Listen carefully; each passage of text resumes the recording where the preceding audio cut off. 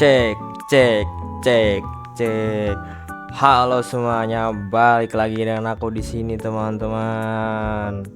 Jadi di sini aku akan mengajarkan kalian tentang bulan, teman-teman.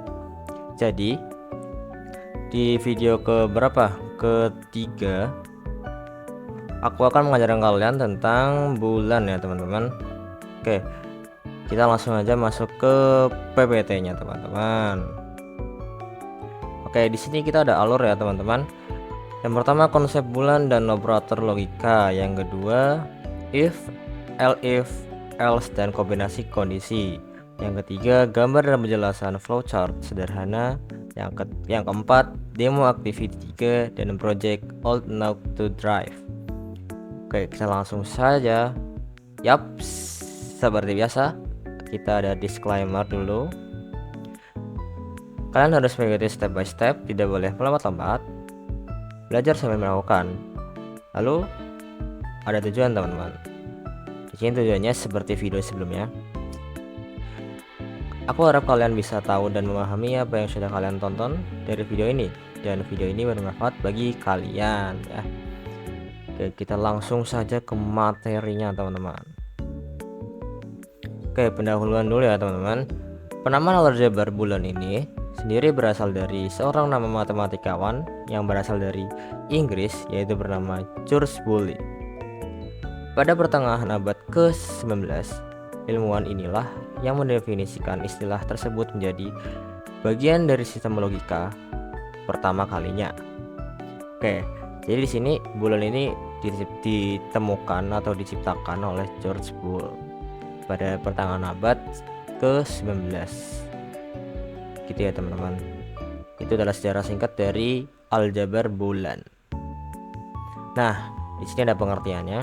Bulan adalah sebuah tipe data yang memang hanya memiliki dua nilai, yaitu benar atau salah. True atau false. Dalam bahasa Inggris, true adalah benar, false adalah salah. Dalam bahasa pemrograman, nilai true atau benar dapat digantikan atau dialihkan menjadi 1, sedangkan nilai false atau salah dialihkan menjadi 0. Jadi misalkan kalian dapat true, nanti akan angkanya tuh 1, teman-teman. Jadi kalau misalkan true angkanya 1, kalau false angkanya jadi 0 gitu, teman. Jika tidak bisa, maka dihasilkan angka ganjil di bulan yang akan digunakan untuk menampung kondisi tersebut, apakah dalam kondisi benar atau salah. Lebih jelasnya saat mempelajari sebuah kondisi percabangan dalam program seperti if. Oke, kita lanjut ya. Fungsi tipe datanya itu ada 3, teman-teman. If atau else, while, for, and, or not. Ada 3, teman-teman. Nah, di sini aku akan jelasin satu-satu ya, teman-teman ya. Pengambilan keputusan. Bulan dipakai untuk membuat keputusan dalam program. Misalnya, dalam struktur kontrol seperti pernyataan if, else, dan elif. Bulan menentukan path mana yang akan diikuti program berdasarkan kondisi yang bernilai true atau false. Jadi, misalkan kalian pengen membeli sesuatu. If-nya nih. If jika kalian ingin membeli sesuatu, nah, jadi else-nya nanti itu ketika barang itu tidak ada, teman-teman. Dan elif-nya itu ketika memang barang itu tidak ada semuanya gitu, teman-teman. Dan lanjut lagi, operasi logika. Bulan memungkinkan operasi logika seperti and, or, dan not. Operasi ini digunakan untuk menggabungkan atau memodifikasi beberapa kondisi bulan. Jadi ini adalah apa ya? Operasi logika. And itu ya sama aja kayak dan, or itu atau, not itu bukan, teman-teman. Nah gitu. Oke, kita lanjut ya. Pengujian kondisi. Dalam pemrograman, programmer sering kali perlu menguji apakah suatu kondisi terpenuhi atau tidak. Misalnya dalam sebuah web aplikasi mungkin perlu memeriksa apakah user sudah login atau belum sebelum mengizinkan akses ke halaman tertentu. Jadi dalam pengujian, misalkan kalian mau login, kan harus benar tuh passwordnya kan. Kalau passwordnya salah, maka berarti munculnya false teman-teman kalau di program. Dan kalau kamu sudah masukkan passwordnya benar, artinya masuk true, dan langsung akan akses ke halaman selanjutnya atau halaman tertentu gitu teman-teman. Dan yang keempat ada pengendalian program flow. Boolean dimanfaatkan untuk mengontrol program flow seperti dalam loop atau iterasi. Contohnya loop, while, atau for. Dalam banyak bahasa pemrograman menggunakan kondisi boolean untuk menentukan kapan loop harus berhenti. Jadi loop itu perulangan ya teman-teman ya. Dan while ketika atau for. Dalam bahasa pemrograman menggunakan kondisi boolean untuk menentukan kapan loop harus berhenti gitu teman-teman. Kayak mengontrol gitu teman-teman ya, mengendalikan program flow. Kita lanjut yang kelima, representasi status. Boolean sering digunakan untuk merepresentasikan status on atau off, ya atau tidak, aktif atau tidak, dan berguna dalam pengembangan aplikasi dan sistem. Nah itu yang tadi aku bilang, true atau false. Misalkan true itu on, false itu off, ya itu true, tidak itu false gitu. Dan selanjutnya teman-teman ya. Nah kita lanjut. Oke, sebelum ke flowchart, aku akan menjelaskan ke kalian tentang programnya dulu teman-teman ya. Jadi kita akan lanjut ke Scratch dan Replit dulu sebelum ke flowchart teman-teman. Oke, let's go, kita ke Scratch dulu. Nah di sini kita sudah masuk ke Scratch-nya teman-teman. Oke, seperti yang kayak kemarin, kita masukin when-nya dulu, dan kita harus menambahkan variabelnya teman-teman. Jadi variabel yang kita akan masukkan yaitu, jadi kita di sini akan membuat else if tentang makanan teman-teman ya. Jadi ceritanya gini, kita pengen makan ke suatu restoran. Jadi restoran ini restoran yang memang hanya menu tertentu dan bisa pesan menu tertentu. Nah nanti kita masukin if-nya kita itu pengen makan mie goreng. Nah di restoran tersebut hanya memiliki dua makanan, yaitu mie goreng dan nasi goreng. Dan jika kita masukkan gado-gado misalkan atau ketoprak, nanti programnya akan terbaca di sini. Ini bukan restoran yang Anda pilih, atau ini Anda salah restoran, seperti itu teman-teman. Jadi kita langsung aja ke programnya teman-teman ya.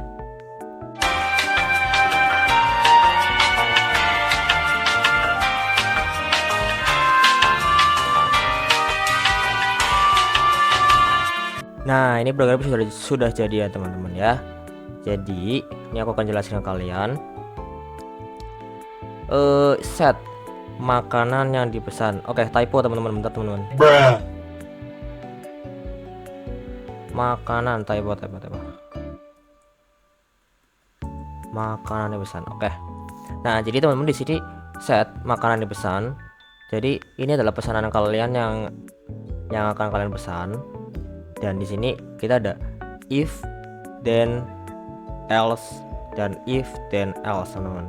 Jadi if jika makanan dipesan sama dengan mie goreng, dan then maka katakan selamat menikmati. Dan else-nya di sini ada else lagi. If makanan dipesan sama dengan ketoprak, maka say-nya maaf ini bukan punya Anda.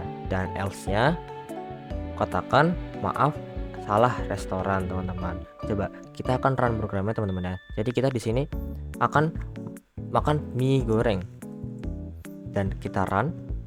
Nah di sini teman-teman, makanan yang dipesan adalah mie goreng dan Scratch mengatakan selamat menikmati teman-teman. Jadi di sini kan kita kan masukinnya mie goreng, dan if-nya di sini makanan yang dipesan sama dengan mie goreng, maka saya-nya selamat menikmati teman-teman. Coba kita ganti ke ketoprak ya. Kita run. Nah langsung berubah teman-teman. Maaf ini bukan punya Anda.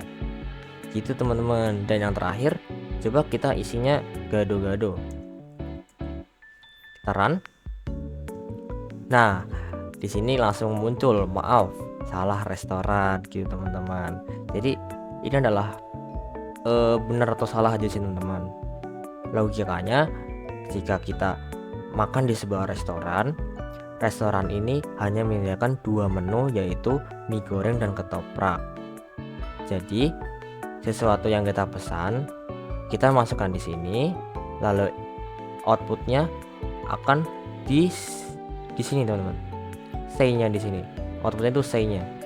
Jadi misalkan kita makan ketoprak, kita akan diberitahu karena kita bukan pesan ketoprak, kita dibilangnya maaf ini bukan punya Anda gitu teman-teman. Oke, kita lanjut ke Replit ya teman-teman ya. Nah, kita sudah masuk ke Replit. Jadi di sini ada perbedaan teman-teman ya.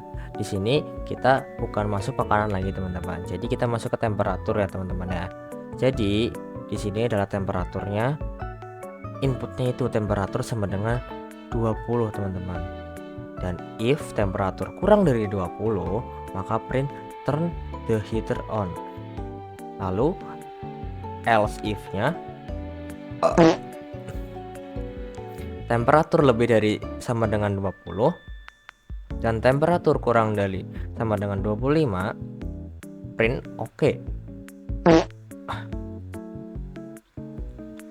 Nah, lalu else-nya itu print turn the color on gitu teman-teman. Jadi ketika temperatur kita 20, if-nya di sini kurang dari 20 itu akan menyalakan heater. Lalu else if-nya temperatur lebih dari sama dengan 20 dan temperatur kurang dari sama dengan 25 itu oke teman-teman. Jadi tidak usah nyalakan heater dan tidak usah nyalain cooler gitu teman-teman ya. Dan karena mungkin di data kita bisa jadi lebih dari 25, maka di program akan menampilkan turn the cooler on. Tuh. Kayak kita coba langsung run ya teman-teman ya. Kita coba run ke konsol. Nah, di sini dia akan mengatakan oke. Karena apa? Karena lebih sama dengan 20 itu masih masuk oke gitu teman-teman. Coba kita ganti ya teman-teman ya. Kita ganti ke 28. Kita coba run lagi. Nah, waktu 28 di sini menunjukkan turn the cooler on gitu teman-teman. Karena 28 itu tidak masuk ke oke, dia akan masuknya ke turn the cooler on gitu ya. Apakah kalian sudah paham teman-teman? Kalau sudah paham, kita lanjut ke flowchart ya teman-teman ya. Kita kembali ke PPT. Let's go. Nah, di sini flowchart ya teman-teman ya.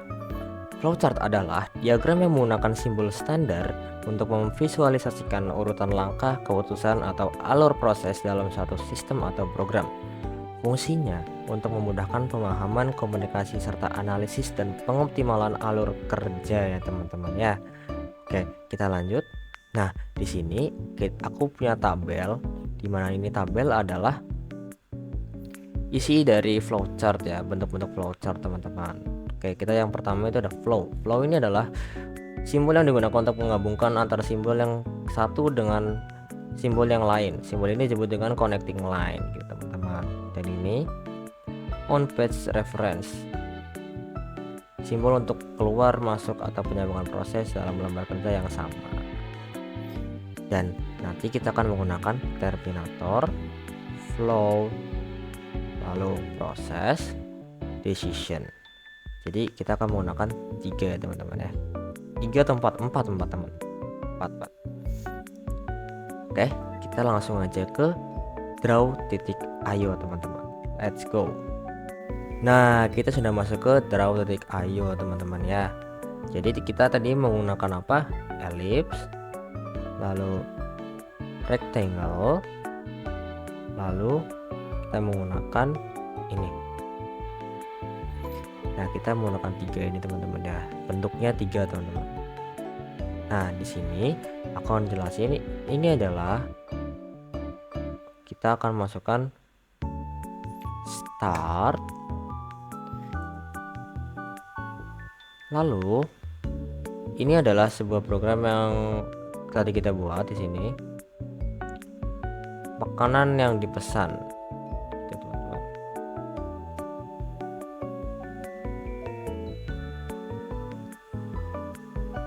Oke, sebaiknya aku akan cepatin saja videonya, maka kalian bisa langsung lihat di penjelasan aku nanti. Videonya aku akan cepatin, dan ya kita lanjut ke nanti teman-teman.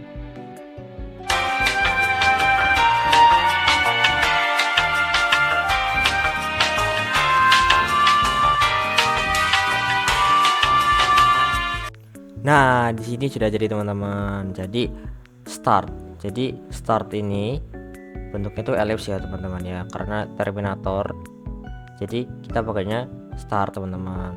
Lalu set makanan yang dipesan seperti tadi yang di flowchart. Kenapa kita masukkan kotak atau persegi panjang? Karena ini adalah sebuah input, adalah shape input teman-teman. Lalu ini adalah belah ketupat. Jadi belah ketupat itu adalah sebuah decision ya teman-teman ya, true atau false. Jadi ketika ke kanan, misalkan makanan yang dipesan mie goreng, dia akan mengatakan selamat makan. Kalau bukan, dia akan ke bawah, makanan yang dipesan ketoprak sama dengan true, bukan pesanan Anda gitu teman-teman. Dan true lagi, maaf salah restoran gitu teman-teman ya. Jadi di sini kalian bisa coba-coba sendiri, karena tadi saya sudah memasukkan tabel bentuk-bentuknya. Jadi kalian bisa pause saja, kalian bisa lihat di sini, mencoba-coba sendiri ya teman-teman ya. Karena kalau saya jelasin satu-satu bakal panjang videonya teman-teman ya. Oke, nah kita lanjut saja ke demo activity berapa? 3 teman-teman ya. Oke, kita lanjut ke demo activity ya teman-teman. Let's go. Nah, di sini kita sudah jadi ya teman-teman programnya teman-teman. Kenapa aku nggak masukin ke video? Karena panjang banget teman-teman ya. Lihat tuh, buset dah, panjang banget guys. Jadi aku nggak masukin video, jadi langsung jadi aja teman-teman ya. Oke, aku akan menjelasin teman-teman. Kita ada dua variabel, country sama user age teman-teman ya. Lalu set country to answer and ask how old are you. Jadi di sini kita masukin country kita sama user age kita, country yang kita mau di berkendara di mana gitu. Nah, dan country sama dengan South Africa, kita diperbolehkan lebih dari 16. Kalau tidak lebih dari 16 kita tidak boleh drive nih. You can drive. And then else, jika bukan South Africa, country-nya sama dengan Meksiko, user age itu lebih dari 17, dia baru boleh drive di Meksiko teman-teman. Kalau lebih dari 15 berarti itu di bawah 17 ya teman-teman ya. Misalkan 16 17 itu dia harus parental agreement, jadi disetujui oleh orang tuanya teman-teman. Dan jika lebih dari 14 dia akan parental supervision, jadi dia harus ditemani gitu teman-teman, dibimbing.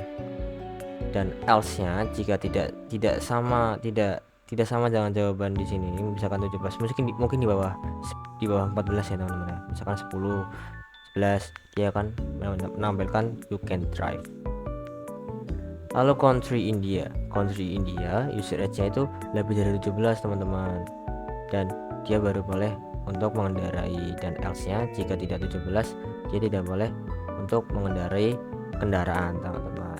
Dan France, jika user age itu lebih dari 17 dia boleh, dan user age lebih dari 14 dia boleh, tapi dengan bimbingan teman-teman. Dan else-nya ketika di bawah 14 dia akan menunjukkan you can drive. Dan else-nya lagi, jika kita tidak memilih keempat negara itu, dia akan data is not available for this country gitu teman-teman. Gitu ya teman-teman ya. Oke, kita coba run ini ya teman-teman. Let's go. Where do you want? Aku akan berkendara di Afrika, South Africa. How old are you? 18. Nah, you can drive ya teman-teman. Jadi mengikuti logika yang di sini teman-teman ya. Oke, begitu teman-teman. Jadi kita lanjut ke replit ya teman-teman ya. Let's go. Nah, seperti biasa aku tidak menampilkan cara membuatnya teman-teman ya. Jadi kita langsung aja ke programnya dan langsung aku jelaskan teman-teman ya. Karena tadi kita menggunakan if, else, elif. Jadi kita masukin di sini ya teman-teman ya. If, else, elif, is, elif. Elif itu else if teman-teman ya. Nah, mungkin kalian sudah paham ya sebenarnya ya. Input nih apa, int itu apa, print itu apa. Sebenarnya kalau udah paham kalian teman-teman ya. Mungkin aku bakal coba jelasin dikit aja. Jadi input itu where do you want to drive, South Africa, Mexico, India, atau France. Dan user age-nya itu int integer input how old are you. Jadi inputnya itu nanti dia akan menanyakan how do you want, where do you want to drive gitu teman-teman. Dan lanjutnya seperti yang tadi aku jelasin di Scratch ya teman-teman ya. Lalu kita langsung aja kita coba ininya. Kita buka konsol. Nah, langsung muncul teman-teman. Jadi bisa langsung kita ketik friends coba ya. Nah, langsung ditanyakan how old are you teman-teman ya. Kita coba 17. Nah, jadi ketika kita ngomongin 17, dia akan data is not available for this country. Coba kita coba lagi ya.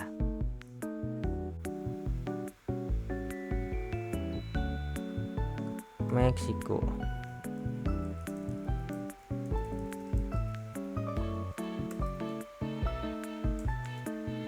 How old are you? 18. Nah, dia akan menunjukkan you can drive. Karena apa? Karena di sini Meksiko itu sudah boleh mengendarai di umur 18 tahun teman-teman.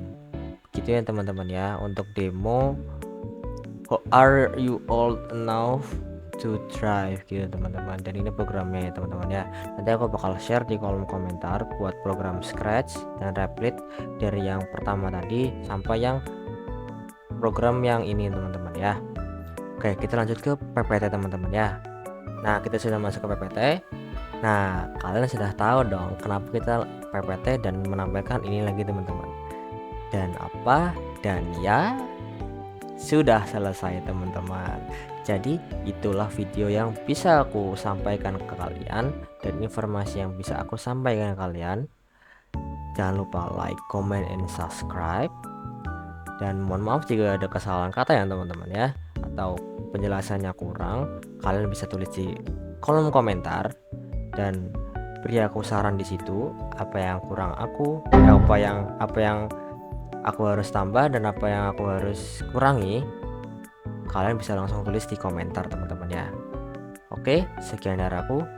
Bye bye.